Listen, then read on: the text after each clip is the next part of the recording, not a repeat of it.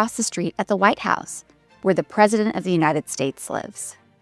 In fact, we're in his office, the Oval Office, because today's special reader is none other than President Donald Trump. President Trump, thank you so much for inviting us into your office today. Oh, thank you. Thank you, Alicia.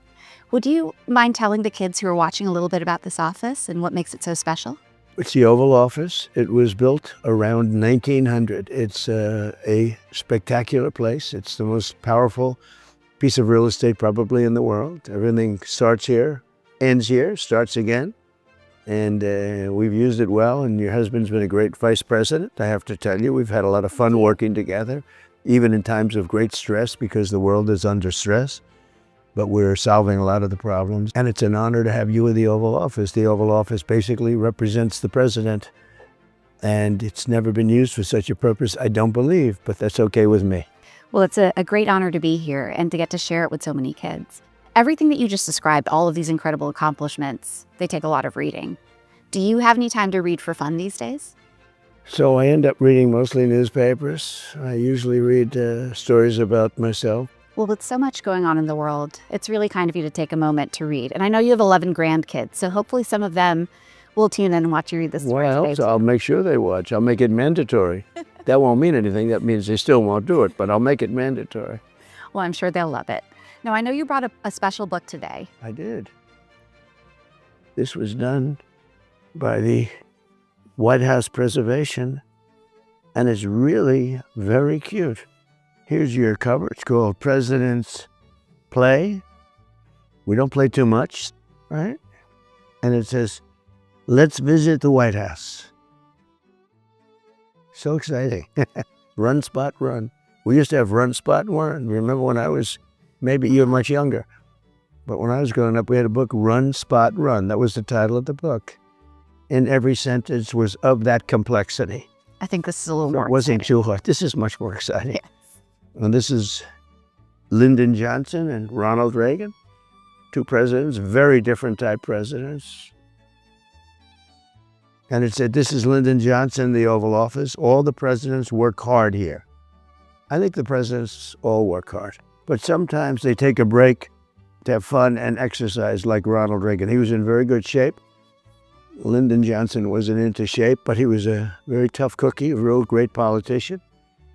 He found himself in a position of power. And then Ronald Reagan was a high quality person. He was it was just like your father was president, you know, you looked up to him. He was a good looking man.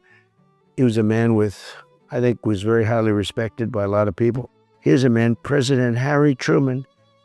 It says took walks. He'd walk right outside the White House and take a walk down the street. Although Washington, D.C., with the help of your husband and others, has become a very safe place. We do like walking here. Right. And do you walk with your husband? We do. Good. We try very hard. With massive security? Yes, there's that. I guess. And then you have President Bill Clinton ran on a special jogging track. He had a little track built for him at the White House. That's nice. I didn't even know that until recently. But he had a track built at the White House. I don't think I'll ever do that. I don't see myself doing that. I don't know. But he actually was a nice guy. I like Bill Clinton a lot. I still do.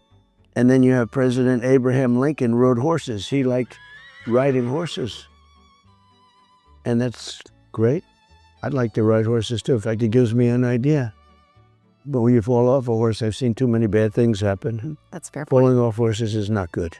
No, it's not. So, well, we got a nice old horse that's extremely slow, lazy, and maybe a rider. Anyway, father and son presidents, and that's George Bush, his father. They would like to pitch horseshoes, the Bushies. And here's John Quincy Adams. He was one of the very early presidents right at the beginning, and he swam in what was called the Tiber, T-I-B-E-R, Creek, which I don't know if it exists anymore. In fact, I think we're building a beautiful ballroom on top of it based on this picture, the Tiber Creek. Then we have an indoor pool was built for President Franklin Roosevelt. That's right over here. That's now the press room. And he was our longest serving president, he had 4 terms. and he was respected. He was on the liberal side. That's a picture of him right up there, right above your head. Oh, there he is. And he was the longest serving. In fact, because of him, they made it two-term. Gerald Ford was actually a pretty good athlete. He was a football player, maybe Michigan, one of the good teams. And he was a man that says an outdoor pool was built for President Gerald Ford, and that's right on the side of the house. I don't get to use it. I don't know if I look good in a bathing suit. I haven't had a bathing suit in a long time. I'm too busy. I mean, it'd be nice. I'm looking at these pictures of people swimming, and I'm saying, I don't know. You know, my attitude is you're at the White House for a short period of time, and it's an honor to be here. And you should work for the people, right? It's very important. And here's another, John Kennedy. He was a great guy. He was handsome. He was the second most good-looking president, they say. President John F. Kennedy enjoyed sailing on the water, while President Grover Cleveland relaxed by fishing. So Grover Cleveland was a two-term president, but he also had an in-betweener. He was the only one other than me. And I think it gave us much greater strength actually doing it that way. I think he found that too. But that's John F. Kennedy sailing, good-looking guy, and Grover Cleveland. He was a good president. That's why they brought him back for a second term.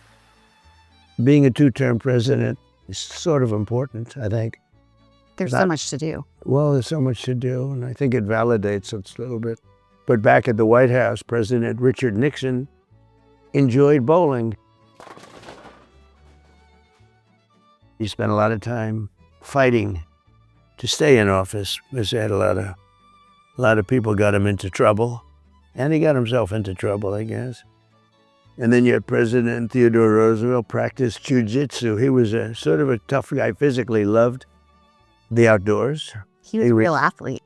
He was sort of an athlete, but he loved the outdoors. And then the most sports played outside were done by Jimmy Carter. He liked playing tennis. He had a hard time as president. And then you had Barack Hussein Obama. He used the same court for basketball. So they used the tennis court for tennis. Jimmy would play there with his daughter, his wife. He was a nice man, a very nice man. There's a picture of each. Jimmy as a tennis player, Barack Hussein Obama as a basketball player. I don't know if he's a good basketball player. I tend to doubt it. Actually, his favorite sport is golf. Oh, is that right? Yeah, but he won't be in the Masters anytime soon. And then you have Dwight Eisenhower. He was a much better president than he was given credit for. He did the interstate system. He was a very good, maybe great general. So he won the war, and he came back and ran for president, and he won. That was good credentials, you know. I just won the Second World War. Let me run for president. And he won, and he was a nice man. He loved golf. He would play golf every day if he could. And there's a putting green for golf, a favorite of President Dwight D. Eisenhower. That's this picture right here. And the putting green's right outside. I've never used it because I don't want to be seen putting at the White House. I want to be seen working at the White House. And then you have President Herbert Hoover made up a game called Hoover Ball, and that worked out better for him than the economy because he was the president under which we had the Great Depression. And here's a great picture. Many presidents, it says, like Donald Trump, invite winning teams to the White House. We've had them all, which is right here. And it's true, winning teams. We have all the Super Bowl teams. In fact, we have the team coming very soon. We have all of the baseball. The Dodgers were here twice in a row. They won 2 World Series. We have the basketball. We have everybody come. And then others like President William Taft throw out the first pitch of baseball. He was a large man, very large, and he loved baseball. He'd go to baseball games, loved the hot dogs at the baseball games. He was our heaviest president, and I have to be careful because I don't want to supersede his record. And a thing like that would be possible if I allowed it to happen. For all of you out there watching, keep yourself in good shape, right? Like you. You're in such good shape. And then in closing, when they aren't playing sports, presidents have fun watching them too, just like you did. See, this is the Super Bowl, and his president is watching football together. Now, maybe I should invite Barack Hussein Obama, Joe Biden, with the Bushes, or Bush. Maybe I should invite some of those people to watch a football game together. Wouldn't that be a nice story? The press would go wild. A president reunion? That would be fun. So here's the book, and they've really done a great job. Publication, White House Historical Association. Mm-hmm. They do a lovely job. What a job they did. Here's another picture. That's the presidents and some children watching a football game. And I'm doing this for a great second lady, and she's been so popular around the White House. Everybody loves you. It's a great honor. Well, it's a great honor for us. Thank you so much for inviting all the children watching into the Oval Office today. So do you have any advice for kids on why they should get out there and celebrate our country on the 4th of July? So we have a great country. We have a country that is on a little bit of a ledge right now. It can go one way or another. You understand that. But we're going to make it go